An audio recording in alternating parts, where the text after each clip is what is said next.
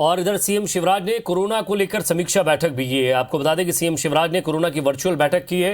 लगातार बढ़ रहे केसेस को लेकर उनका ध्यान है। कोरोना संक्रमण को रोकने पर चर्चा हुई है। डिस्ट्रिक्ट क्राइसिस मैनेजमेंट ग्रुप अलग अलग जिलों में इसकी बैठक हुई, सिफारिशों पर चर्चा की गई। 5 जिलों में 21 नवंबर से नाइट कर्फ्यू लगा हुआ है, जिसमें विदिशा भी शामिल किया गया है। तो 24 नवंबर को दोबारा बैठक होगी, समीक्षा बैठक की जाएगी कि क्या इस पे महत्वपूर्ण और मजबूत काम किए गए हैं।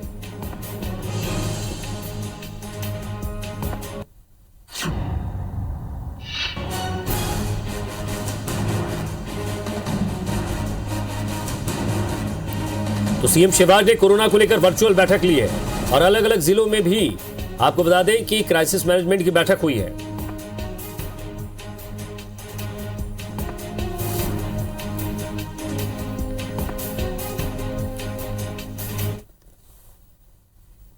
तो एक महत्वपूर्ण खबर यह भी कि राजधानी भोपाल में शादी समारोह के कार्यक्रम रात 10 बजे तक खत्म करना होंगे। आयोजकों को इस तरह से व्यवस्था करनी होगी कि समारोह में शामिल होने वाले मेहमान भी रात 10 बजे से पहले अपने घर पहुंच सकें। शादी समारोह को लेकर जारी हुई नई गाइडलाइन में ये निर्देश जारी किए गए हैं। ये स्थिति रात 10 बजे से शहर में कर्फ्यू लागू होने के कारण बनी है। नई गाइडलाइन के अनुसार शादी समारोह में अधिकतम 200 लोग शामिल हो सकते हैं। कार्यक्रम यदि खुले मैदान में होगा तो वहां 200 लोग शामिल हो सकेंगे। वहीं बंद हॉल में अधिकतम 100 लोगों के शामिल होने की परमिशन रहेगी। हालांकि रात के समय होने वाली वैवाहिक रस्में बंद हॉल में करने की परमिशन रहेगी।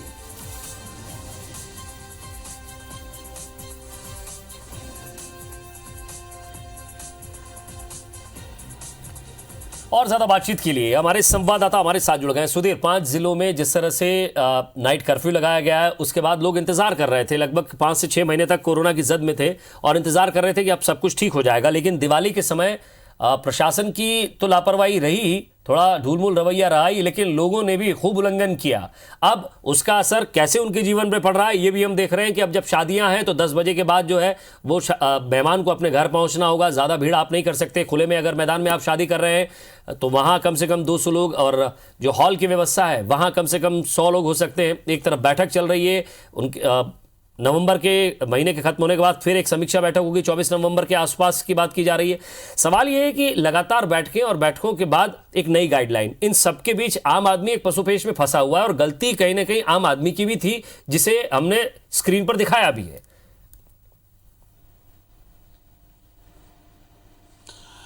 देखिए विजय, बिल्कुल कहीं ना कहीं नियमों में ढिलाई जो है वो अनदेखी वो भारी पड़ी है। चाहे आम नागरिक की बात करें या प्रशासन या सरकार की बात करें। मध्य प्रदेश के अंदर जिस तरीके से चुनाव हुए, चुनाव में रैलियां हुई, लोगों को बड़ी बड़ी रैलियों में शामिल किया गया, और उसके बाद में बात करें तो त्यौहार के दौरान जिस तरीके से लोगों ने सोशल डिस्टेंसिंग का उल्लंघन किया, उसका नतीजा अब सामने निकल कर आया है। नवंबर के महीने में लगातार जिस तेजी से कोरोना के संक्रमण मरीजों की संख्या बढ़ी है, वो अपने आप में बड़ी चिंताजनक बात है। लिहाजा वापस लॉकडाउन जैसी स्थिति बनती हुई मध्य प्रदेश के अंदर नजर आ रही है। पर लेकिन मुख्यमंत्री शिवराज सिंह चौहान और प्रदेश सरकार ने बिल्कुल स्पष्ट किया है कि मध्य प्रदेश के अंदर लॉकडाउन नहीं लगाया जाएगा। सबसे ज्यादा खराब जिन जिलों में हालत है वहां पर जिला क्राइसिस मैनेजमेंट की जो टीम है वो निर्णय लेगी। आज मुख्यमंत्री ने जो 8 जिले मध्य प्रदेश के अंदर सर्वाधिक प्रभावित है, उन जिलों के कलेक्टर और एसपी के साथ में वीडियो कॉन्फ्रेंस वर्चुअल माध्यम से बैठक की थी और उस पूरी बैठक के माध्यम से जिलों की स्थिति का जायजा लिया गया था।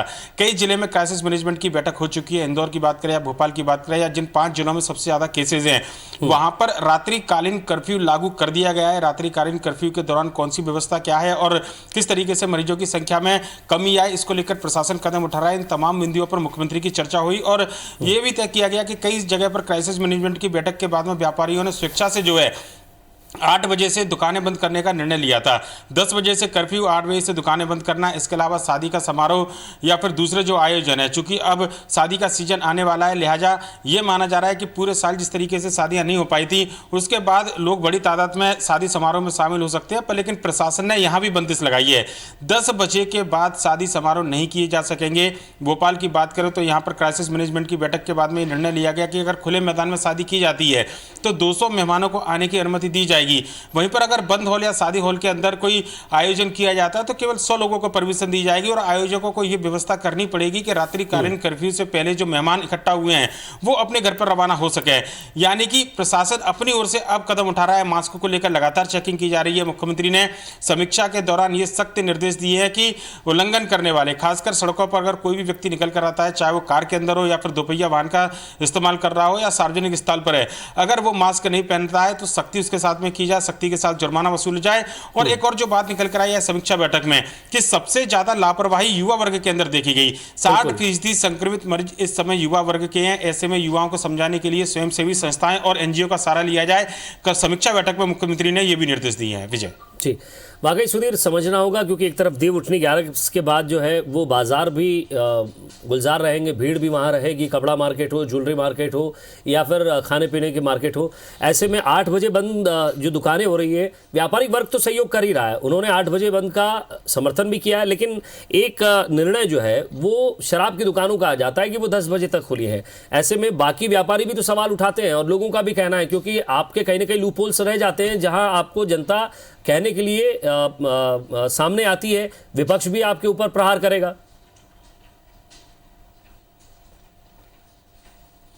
देखिए, निश्चित तौर पर विजय विरोधाभासी बातें सामने निकल कर आती है और ऐसी बातों को लेकर सरकार की मंशा और जो सरकार का जो रवैया उस पर भी सवाल खड़े होते हैं। सबसे बड़ा सवाल शराब की दुकानों को लेकर है कि सरकार के सामने मजबूरी रेवेन्यू जुटाने को लेकर, और कोरोना काल में हमने देखा था कि किस तरीके से जब अनलॉक की स्थिति आई थी तो सबसे पहले शराब की दुकानों को खोला गया था, क्योंकि सरकार को राजस्व की चिंता थी। लिहाजा राजस्व के चलते इस बार भी शराबों की दुकानों को कुछ छूट दी गई है।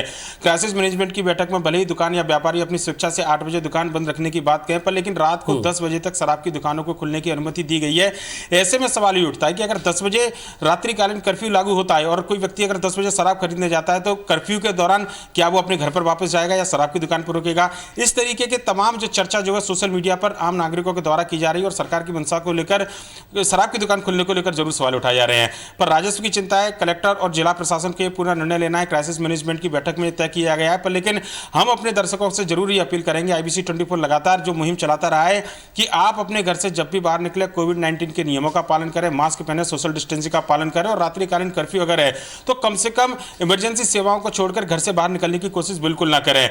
सुरक्षा ही बचाव है। कोरोना को लेकर ये आम नागरिक को अभी भी समझना होगा, क्योंकि वैक्सीन या दवा नाम की कोई चीज सामने निकलकर नहीं आई है। सरकार नियम बना सकती है, नियम का पालन आम नागरिकों को करना होगा। लिहाजा जो लापरवाही चुनाव के दौरान, त्योहार के दौरान देखने को मिली, अगर ये लापरवाही बरकरार रहती है तो निश्चित तौर पर आने वाले समय में भयावह स्थिति हो सकती है। स्थिति जब भी नियंत्रण में आएगी जब लोग स्वेच्छा से कम नियमों का पालन करें।